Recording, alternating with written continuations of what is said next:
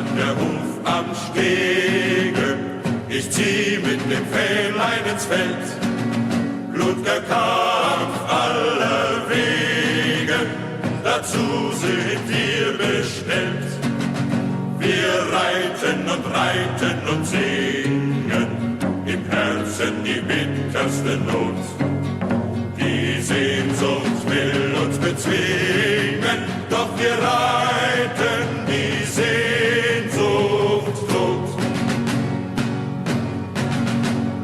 Dörfer und Städte flogen vorüber an unserem Blick.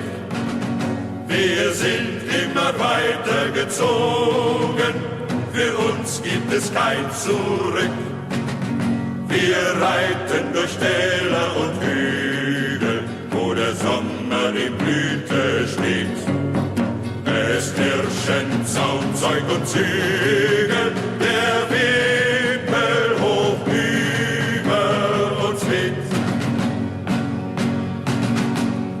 Leis singt der Abend nieder, uns wird das Herz so schwer.